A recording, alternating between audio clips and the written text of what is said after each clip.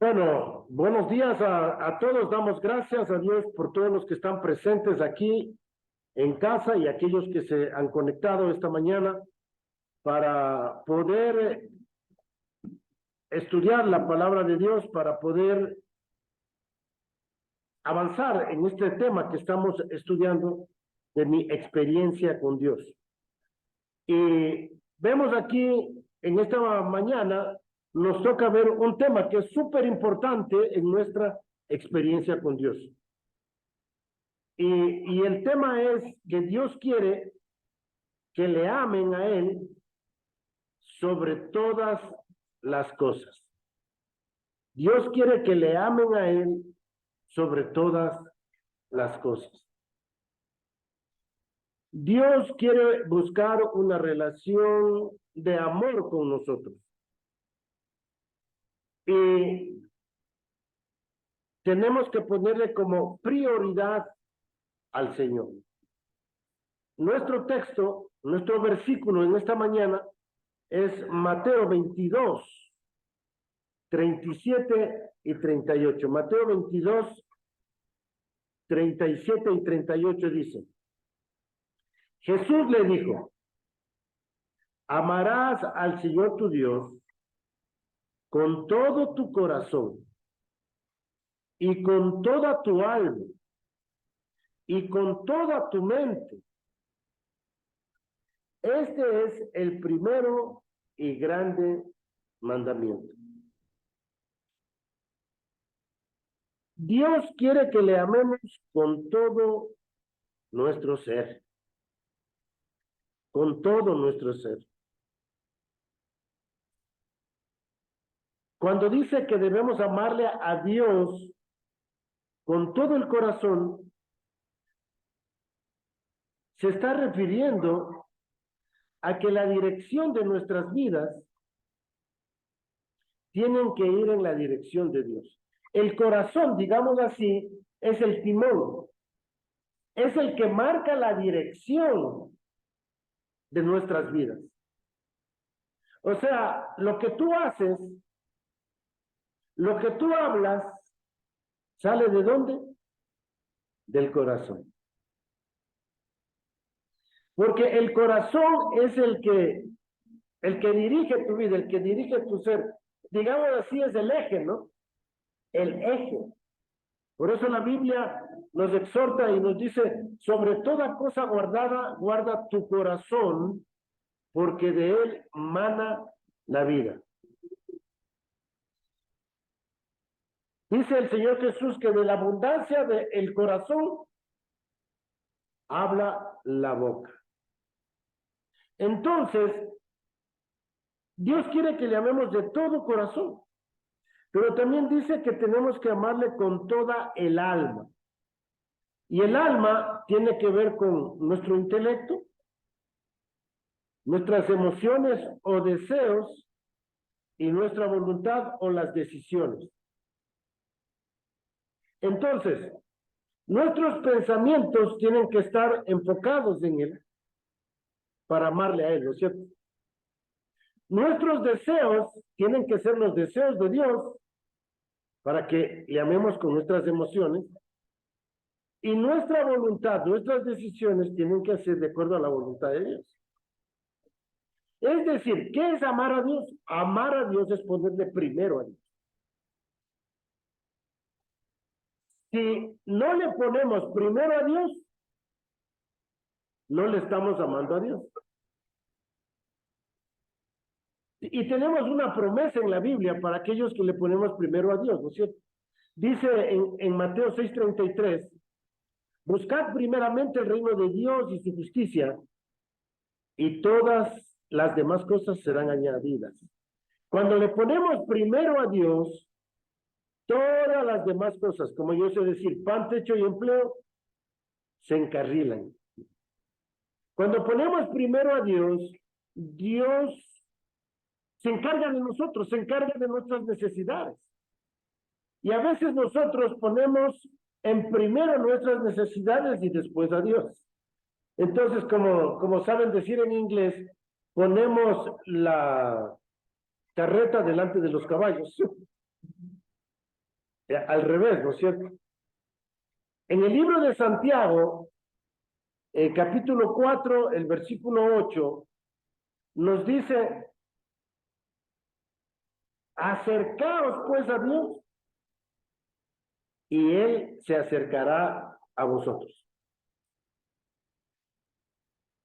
Vamos a mirar ahí, dice, acercaos a Dios y Él se acercará a vosotros.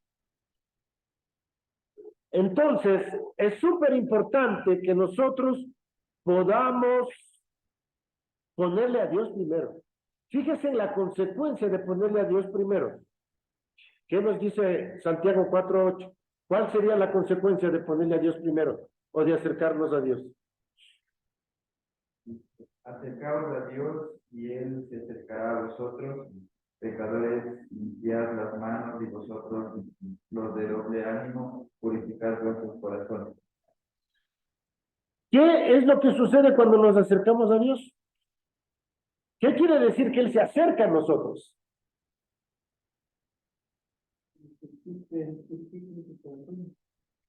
Cuando Él se acerca a nosotros, nos purifica. Cuando Él se acerca a nosotros, nos quita la incertidumbre o el doble ánimo.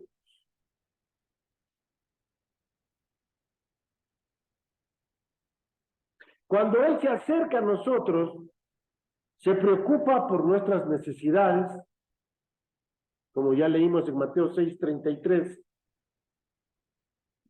el vestido, la comida. Así que, en realidad, ¿quién sale beneficiado, Dios o nosotros? Nosotros. Nosotros somos los primeros beneficiados en buscarle a Dios, en acercarnos a Dios, en ponerle a Dios primero. Entonces, también dice el versículo de Mateo 22, que tenemos que este es el primero y grande mandamiento. Es decir, ¿qué quiere decir que este es el más grande mandamiento? El cual sale todo. Claro, es el principal. Es la raíz, es de donde surge lo demás. Entonces, de acuerdo a este versículo, que nosotros, estos dos versículos, Mateo 22, 37 y 38, aprendemos de que Dios busca una relación de amor. Aprendemos que Dios quiere que le amemos a Él sobre todas las cosas, de que le pongamos a Dios primero. Bueno, eso como introducción. En primer lugar, vamos a ver entonces que muchos de nosotros pensamos que Dios no nos quiere si no nos da lo que nosotros queremos. Primer punto. Muchos de nosotros pensamos que Dios no nos quiere si no nos da lo que nosotros queremos. Y esa es una idea equivocada, ¿no es cierto? Como nosotros decimos, nosotros somos caprichosos. Nosotros somos caprichosos. Nosotros lo que tenemos que aprender es que Dios tiene una manera diferente de pensar que nosotros.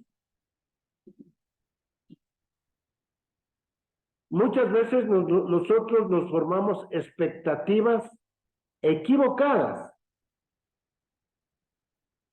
Le tenemos a Dios simplemente como bombero, ¿verdad? Cuando tenemos incendio, les llamamos para que apague el fuego. O le tenemos a Dios como Papá Noel, ¿verdad? Queremos que Él nos dé las cosas que nosotros deseamos. Pero debemos saber una cosa, que Dios nos da lo que necesitamos. Lo que necesitamos para crecer espiritualmente, para ser más como Cristo es para cumplir sus propósitos. Mis hermanos, todo lo que Dios nos da a nosotros es con un propósito, es con un plan. No es simplemente para satisfacer nuestras necesidades. Por eso nosotros tenemos que darle gracias a Dios por lo que nos da y por lo que no nos da. Porque sabemos que Dios está cumpliendo su plan, su propósito en nosotros.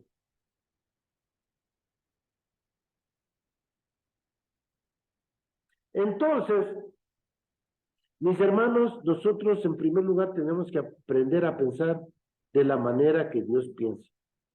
¿Sí? De la manera que Dios piensa. Vamos a Romanos capítulo 8 para que veamos cómo Dios piensa. ¿Qué es lo bueno para mí? Romanos en el capítulo 8, versículo 28. Dice, y sabemos que a los que aman a Dios, ¿qué dice? Todas las cosas les ayudan a bien. Y esto es a los que conforme a su propósito son llamados. Bueno, todas las cosas nos ayudan a bien. ¿A quiénes todas las cosas les ayudan a bien? A los que aman a Dios, ¿no es cierto? Entonces, para que me vaya bien, ¿qué tengo que hacer yo? Amar a Dios. Es decir, ponerle a Dios en primer lugar.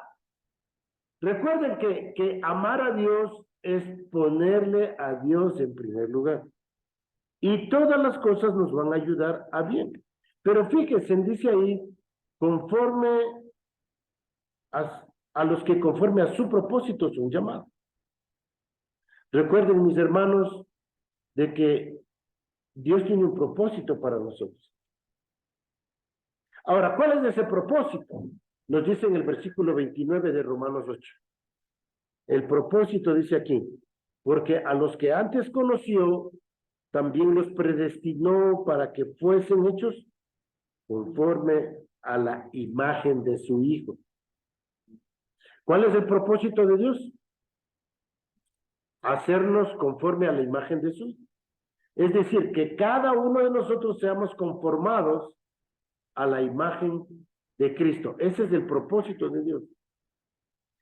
Y todo lo que sucede en mi vida es para llevarme a cumplir ese propósito.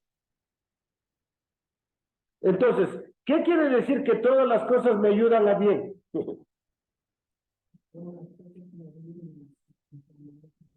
Eso, que todo lo que Dios me da y no me da, me lleva a conformarme a la imagen de su Hijo Jesucristo. Amén. Entonces, le damos gracias a Dios por eso, ¿verdad? Gracias a Dios porque que Él tiene eso en mente. ¿Qué dice Filipenses 1:6? Uno de los versículos favoritos de mi esposa Judy. Filipenses 1:6, ¿qué dice? Estando persuadido de esto, que el que comenzó en vosotros la buena obra, la perfeccionará hasta el día de Jesucristo. Dios ha empezado una obra en nosotros y esa obra es irnos conformando a la imagen de su Hijo. ¡Qué tremendo! Entonces, mis hermanos, debemos cambiar nuestra manera de pensar en cuanto a qué es el bien o qué es lo que me conviene a mí. Entonces, para Dios es que yo sea como su Hijo es. En segundo lugar, nosotros tenemos que aprender a pedir de acuerdo a los deseos de Dios, no a nuestros deseos.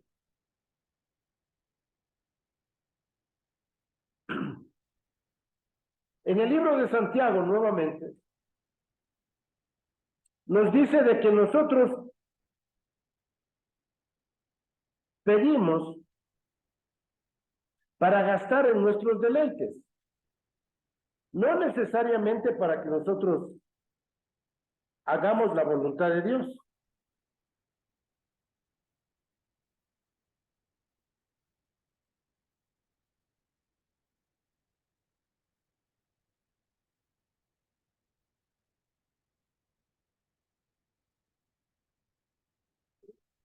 Entonces, nos dice ahí en el libro de Santiago, estoy aquí,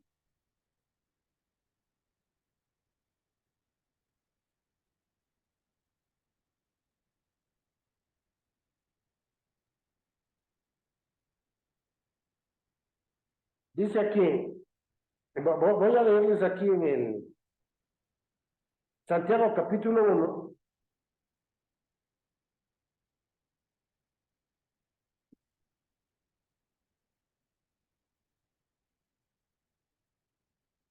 desde el versículo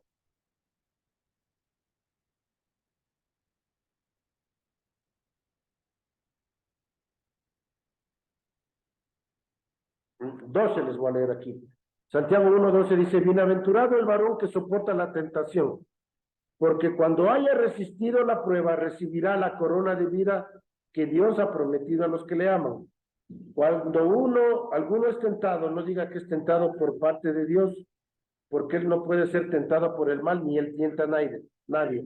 Dice ahí, sino que cada uno es tentado cuando de su propia concupiscencia es atraído y seducido. Entonces, ¿cuándo es que nosotros pedimos mal? Cuando pedimos conforme a nuestras concupiscencias, a nuestros propios deseos, a nuestros propios deseos. Entonces, vamos a Santiago capítulo 4.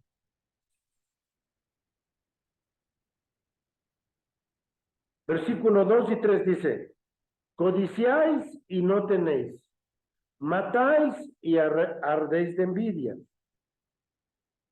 y no podéis alcanzar, combatís y lucháis, pero no tenéis lo que deseáis, porque no pedís. Pedís y no recibís, porque pedís mal para gastar en vuestros deleites. Oh almas adúlteras, ¿no sabéis que la amistad del mundo es enemistad contra Dios?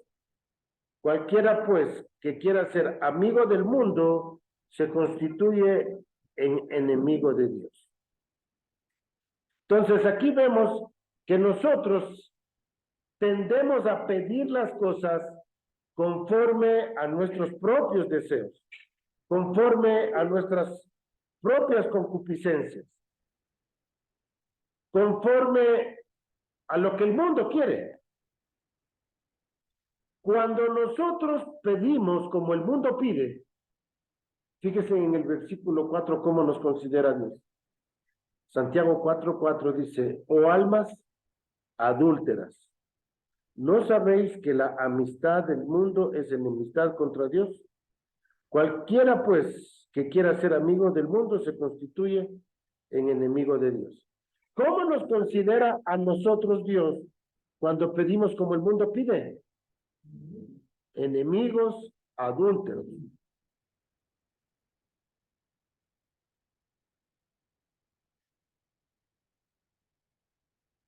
Dios quiere desarrollar una relación personal íntima con Dios. Vimos que en primer lugar, Dios quiere que cambie mi manera de pensar.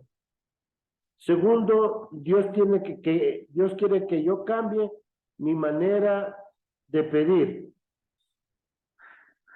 Y tercero, Dios quiere que cambie mi manera de amar. Mi manera de amar las cosas. Dice en Primera de Juan en el capítulo 1,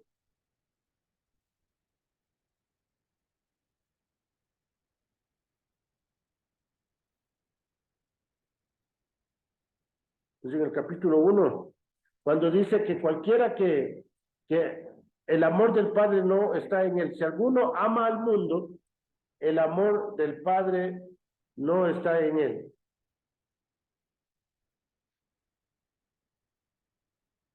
Si alguno ama al mundo, aquí versículo 15 del capítulo 2, primera de Juan 2:15 dice, no améis al mundo ni las cosas que están en el mundo. Si alguno ama al mundo, el amor del Padre no está en él. Porque todo lo que hay en el mundo, los deseos de la carne, los deseos de los ojos y la vanagloria de la vida, no provienen del Padre, sino del mundo. Dios quiere que cambiemos nuestra manera de amar, nuestra manera de amar. No debemos amar las cosas de este mundo. ¿Por qué no debemos amar? En el versículo 17 dice, y el mundo pasa y sus deseos, pero el que hace la voluntad de Dios permanece para siempre. Cuando nosotros escogemos ponerle a Dios en primer lugar, las cosas que nosotros vamos a hacer, dice que van a permanecer para siempre. Van a permanecer por toda la eternidad. Eso me hace recordar del tema del matrimonio, ¿no? Dice que debemos casarnos, dice, hasta que la muerte nos separe. Y Francis Chan, cuando estudiamos esto en el librito algo era así como El amor para siempre, algo así era, no me recuerdo bien el nombre del libro. Pero él decía allí que el matrimonio es temporal, pero el amor es eterno. Es decir, todas las cosas que yo haga en amor van a permanecer para siempre. Entonces, pensando en la relación matrimonial, todo lo que nosotros hagamos en el matrimonio con amor permanece, ¿no es cierto? Y todo lo que no se hace en amor no permanece. A la final, todo lo que yo he hecho en amor en mi matrimonio será lo que permanezca por la eternidad. ¿Sí? Será lo que permanezca en la eternidad. Entonces, podemos nosotros darle gracias a Dios por eso, ¿no? Como dice en Primera de Corintios capítulo 13. Primera de Corintios en el capítulo 13.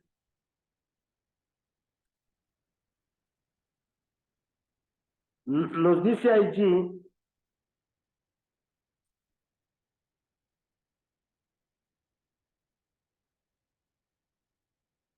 trece, 1 y 2 dice, si yo hablase lenguas humanas y angélicas y no tengo amor, vengo a ser como metal que resuena o címbalo que retiñe. ¿A qué se compara en este versículo las cosas que se hacen sin amor? A un sonido que se acaba. Hace ting y se acabó. Qué tremendo, ¿no? Y está fuera de tono encima de eso.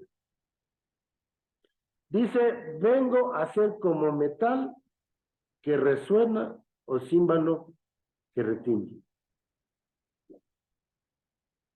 Y en el versículo 2 dice, y si tuviese profecía y entendiese todos los misterios y toda ciencia, y si tuviese toda la fe de tal manera que trasladase los montes y no tengo amor, nada soy. Dios nos quiere llevar a este punto en que nosotros podamos amar y amarle a Él sobre todas las cosas. En cuarto lugar, nosotros solemos pensar que si sufrimos Dios no nos ama. Nosotros solemos pensar que si sufrimos, Dios no nos ama. Es decir, cuando tenemos alguna enfermedad, cuando tenemos algún accidente, cuando no conseguimos trabajo, nosotros solemos pensar que Dios no nos ama. Nosotros tenemos que saber de que Dios siempre nos ama. Y tenemos que aprender nosotros a mirar a la luz de la cruz el amor de Dios. Nosotros tenemos que aprender a mirar a través de la cruz el amor de Dios. De tal manera que cuando nosotros padezcamos sufrimientos, nos recordemos que Él padeció por amor. Recuerden que el Señor les dijo a sus discípulos, ¿no? Que si ellos sufren por causa de Él, serán bienaventurados. Entonces, el hecho de que yo sufra no quiere decir que Dios no me ame. El hecho de que yo me enferme no quiere decir que Dios no me ame. El hecho de que no tenga trabajo no quiere decir que Dios no me ame. El hecho de que sucedan problemas en el matrimonio no quiere decir que Dios no me ame. Yo tengo que saber que todas las cosas me ayudan a bien. Todas las cosas me ayudan para bien. Entonces, eso es algo que Dios quiere poner en nuestras vidas y que yo pueda entender que Él es soberano. Dios está en control de las circunstancias. Es más, Él orquestra las circunstancias en las que yo vivo para que Él pueda manifestarse. Es decir, que los problemas que yo puedo experimentar, Dios está en control. A Dios nada le toma por sorpresa. Los problemas que yo puedo experimentar en la vida, Dios lo sabe. Dios está en control. Me gusta 1 Corintios capítulo 12, porque allí nos habla de la función de la Trinidad. Y nos dice que el Espíritu nos da los dones, el Señor se encarga de los ministerios, pero vamos a ver aquí el Padre. ¿De qué se encarga el Padre? 1 Corintios, en el capítulo 12, dice desde el versículo 7, perdón, el versículo 4, y hay diversidad de dones, pero el Espíritu es el mismo. Versículo 5, hay diversidad de ministerios, pero el Señor es el mismo.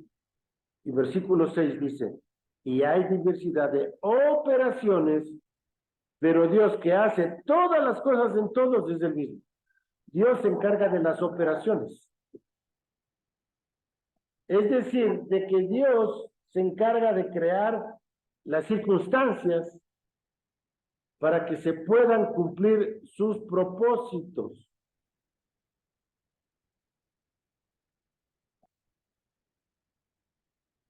Todo lo que nos sucede es una expresión de su amor. Todo lo que nos sucede es una expresión de su amor.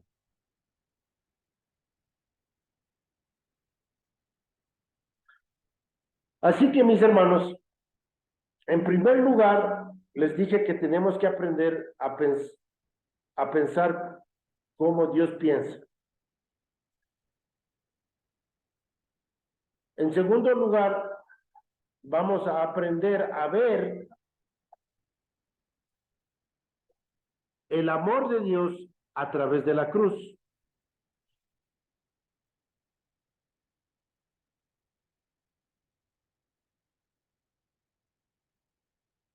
Vamos a aprender a ver el amor de Dios a través de la cruz.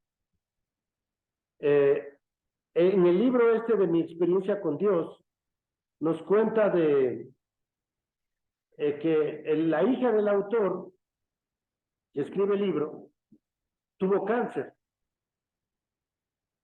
Y ellos tuvieron que aprender a mirar esa situación de cáncer que tenía la hija como una situación que Dios estaba permitiendo para que ellos puedan confiar en Él.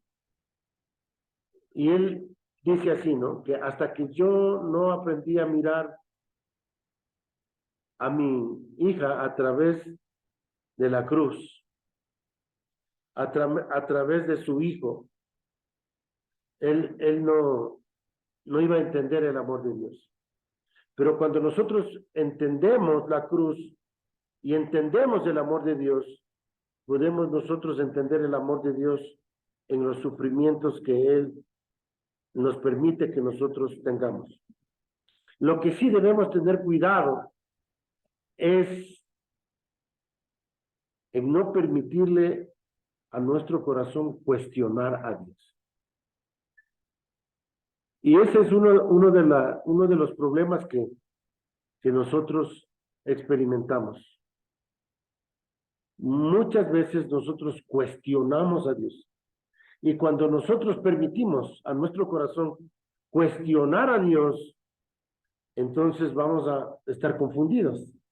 Y no vamos a experimentar ese amor de Dios. Como dijo un teólogo muy conocido dentro del mundo evangélico, que es F.B. Meyer, dijo, lo que sostuvo a Jesús en la cruz no fue los clavos, sino su amor. Sino su amor. Debemos nosotros estar conscientes que su amor siempre nos sostiene.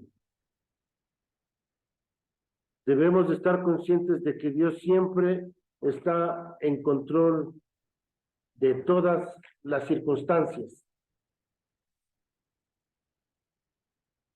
Y cuando nosotros estamos conscientes de esto, experimentamos la relación de amor con Dios. Y cuando nosotros experimentamos esta relación de amor con Dios, vamos a experimentar los propósitos que Dios tiene diseñados para nosotros aquí en la tierra. Lo bonito de entender el amor de Dios es que yo puedo también entender el propósito de Dios. Cuando aprendo a ver el amor de Dios en mi vida, entiendo lo que Dios quiere que yo haga. Así que podemos hacer un repaso de lo que Dios quiere en nosotros. Hemos visto ya en las lecciones pasadas 7 pasos en los que Dios me quiere llevar a mí para que yo pueda experimentarle a Él. ¿Sí? 7 pasos en los que Dios quiere llevarme a mí para que yo pueda experimentarle a Él. En primer lugar, debo entender que Dios siempre está trabajando a mi alrededor. Dios siempre está trabajando a mi alrededor. Es decir, en tu familia, en tu trabajo, para los que estudian en la universidad, en la escuela, en el colegio. Dios siempre está obrando. Esa es la primera cosa. La segunda cosa para yo poder experimentar a Dios es que tengo que tener esta relación personal continua de amor. Saber de que Dios busca tener esta relación de amor conmigo. Una relación que es personal y sincera. Dios quiere desarrollar conmigo una relación de amor que sea personal y sincera. Tercero, Dios me invita a unirme en su obrar. Dios me invita a unirme en su obrar. ¿Qué es lo que sucede? Cuando yo tengo una relación con Dios, Dios me habla a través de su palabra, ¿no es cierto? Y cuando Dios me habla a través de su palabra, Él me revela lo que yo tengo que hacer. Así de sencillo. Cuarto, Dios me habla por medio del Espíritu Santo, por medio de los hermanos, por medio de la Biblia, por medio de la oración,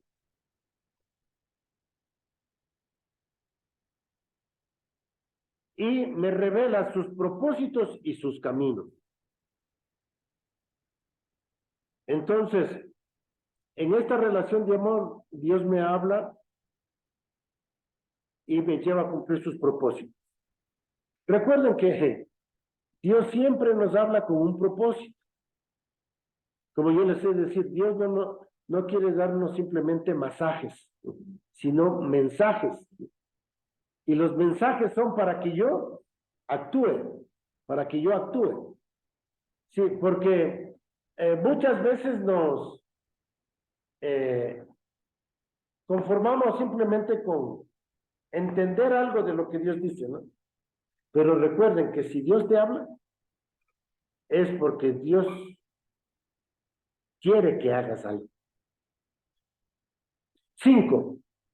La invitación de Dios a unirnos a Él en su trabajo siempre nos conduce a una crisis de fe. La invitación que Dios nos hace a Él a unirnos en su trabajo siempre nos conduce a una crisis de fe. Esto requiere confianza y acción. Es decir, que cuando Dios nos habla a nosotros para que actuemos, viene una crisis de fe. ¿Por qué hay una crisis de fe cuando Dios nos pide algo? Porque Dios siempre nos pide algo de proporciones divinas. O sea, Dios me va a pedir algo que yo haga, pero no mis propias fuerzas. Sino, Él me pide que yo haga sabiendo que Él me va a acompañar. Sabiendo que Él me va a dar la fuerza. Sabiendo que Él me va a dar el poder para hacer lo que Él me pide. Como nosotros decimos, Dios no nos manda a la guerra sin fusil. ¿No es cierto? Si Dios nos pide algo, es porque Él nos capacita para hacerlo. ¿Ok? 6. La sexta cosa, para que yo pueda experimentar esta experiencia con Dios. Tengo que hacer ajustes en mi vida para unirme a Dios en lo que Él está haciendo. Tengo que hacer ajustes. ¿Qué quiere decir eso? Que de acuerdo a lo que Dios me ha hablado, de acuerdo a las cosas que ya sé que tengo que hacer, yo tengo que hacer ajustes. Es decir, que tengo que cambiar cosas, tengo que dejar algunas cosas para hacer lo que Él me está pidiendo. Si ustedes ven en la Biblia, siempre que Dios llamó a alguien, le pidió dejar algo. O sea, no es que la persona, Dios les llamó y él continuó haciendo lo mismo, sino que Dios le muestra qué es lo que tiene que hacer y eso tiene que dejar. Por ejemplo, cuando Dios llamó a Moisés, ahí él estaba tranquilo pastoreando sus ovejas, ¿no? Y que se le aparece en esa zarza que ardía y no se consumía. ¿Qué tuvo que hacer Dios? Perdón, ¿qué tuvo que hacer Moisés? Dejar Madián para ir a Egipto. ¿Sí? Entonces, ¿qué tuvo que hacer Noé? Cuando Dios le habló a él, tuvo que empezar a construir el arca. ¿Qué tuvo que hacer Pablo cuando Dios le llamó a él? Dejar de ser fariseo para predicarles a los gentiles. Y así, si nosotros nos ponemos a ver el llamado de Dios a cada uno de los hombres de Dios en la Biblia, era dejar de hacer algo para hacer algo. A mí me extraña, ¿verdad? Que Dios, dicen algunos hermanos que les habla, pero continúan en lo mismo y en lo mismo y en lo mismo. Yo creo que Dios siempre que nos habla, nos invita a dejar algo. Es decir, hacer ajustes en nuestra vida. Y por último, número 7. Usted llega a conocer a Dios por medio de la experiencia de la obediencia. Y Él realiza su obra por medio de usted. En el 7º punto, Dios nos permite experimentarle a Él su poder, su presencia, su autoridad. ¿Cuándo experimentamos eso? Cuando le obedecemos. Hasta que no le obedecemos, no vamos a experimentar su presencia, su poder y autoridad. Y eso nos tiene que a nosotros mover, ¿verdad? A la acción. Recuerden, dice la palabra de Dios, por lo que Jesucristo padeció, aprendió la obediencia.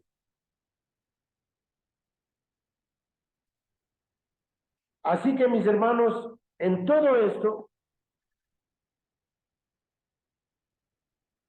yo tengo que aprender en tercer lugar de que Dios busca que yo tenga una relación continua de amor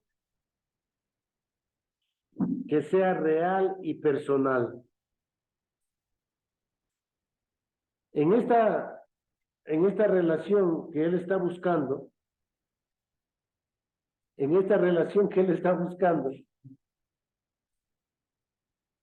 en primer lugar, yo tengo que saber que Dios siempre toma la iniciativa. En esta relación de amor que Él quiere tener conmigo, Dios siempre toma la iniciativa.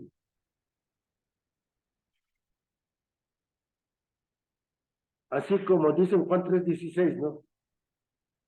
Porque de tal manera amó Dios al mundo, que dio a su Hijo unigénito. ¿Quién tomó la iniciativa? Dios toma la iniciativa. De la misma manera, Dios toma la iniciativa para que nosotros podamos experimentar su amor. En este momento, Dios está tomando la iniciativa con ustedes, porque Él les está hablando. En segundo lugar, si yo quiero experimentar esta relación personal con Dios,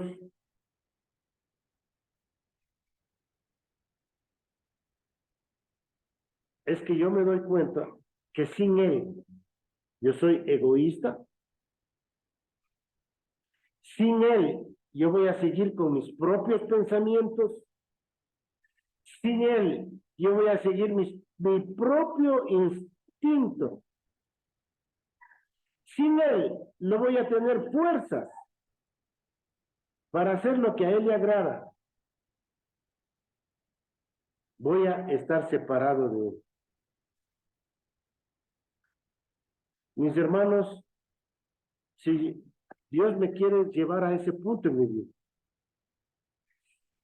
de que sin él voy a ser egoísta, voy a seguir mis instintos. Y en tercer lugar, si yo voy a experimentar esta relación personal con Dios,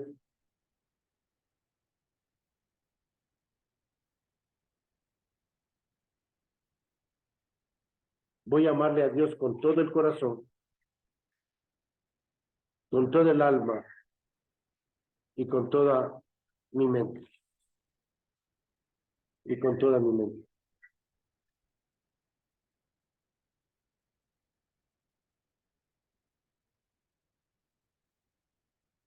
De tal manera que yo pueda decir, le he puesto a Dios en primer lugar.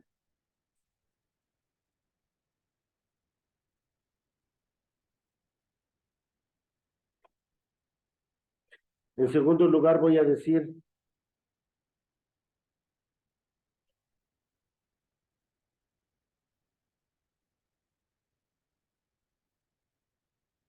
Señor, voy a seguir tu dirección. Voy a poner mi vida en la dirección que tú quieres que yo vaya. En tercer lugar, le voy a decir, Señor, me rindo. Que se haga tu voluntad y no la mía. Acepto lo que tú tienes para mí.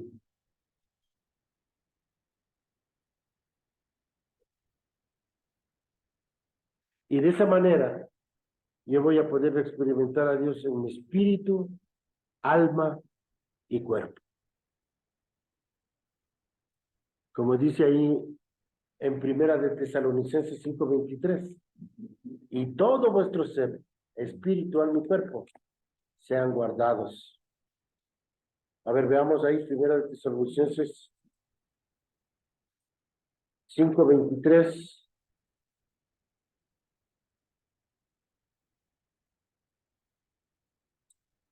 Dice, y el mismo Dios de paz os santifique por completo, y todo vuestro ser, espíritu, alma y cuerpo, sea guardado irreprensible para la venida de nuestro Señor Jesucristo. ¡Wow! ¡Qué hermoso, mis hermanos! Si nosotros amamos a Dios, vamos a estar esperando su segunda venida. Y qué hermoso saber que nuestro espíritu, alma y cuerpo están siendo guardados para esa segunda venida. ¡Qué hermoso! Entonces, si nosotros desarrollamos esta relación personal íntima con Dios, vamos a aprender a dejar nuestros pensamientos, vamos a aprender a dejar nuestro ego, vamos a darle el primer lugar a Dios y vamos a experimentar en nuestro ser, en todo nuestro ser, espíritu, alma y cuerpo, vamos a experimentar su presencia. Y esto nos lleva a vivir en esperanza hasta cuando Él venga.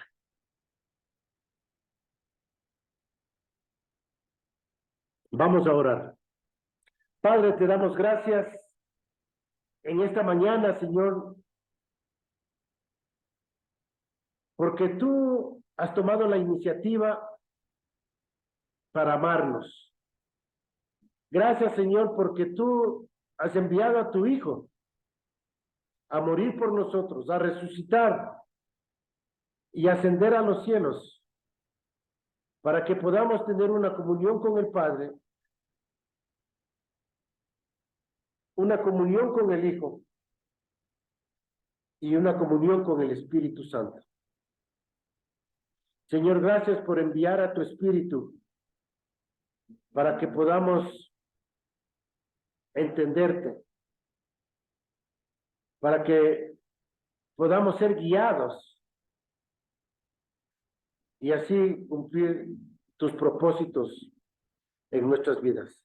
Gracias por tu inmenso amor. Señor, y en esta mañana queremos decirte de que te amamos y queremos poner en primer lugar a ti, Señor. Gracias, en el nombre de Jesús. Amén. Bien, mis hermanos, estaremos pues mirándonos el próximo domingo.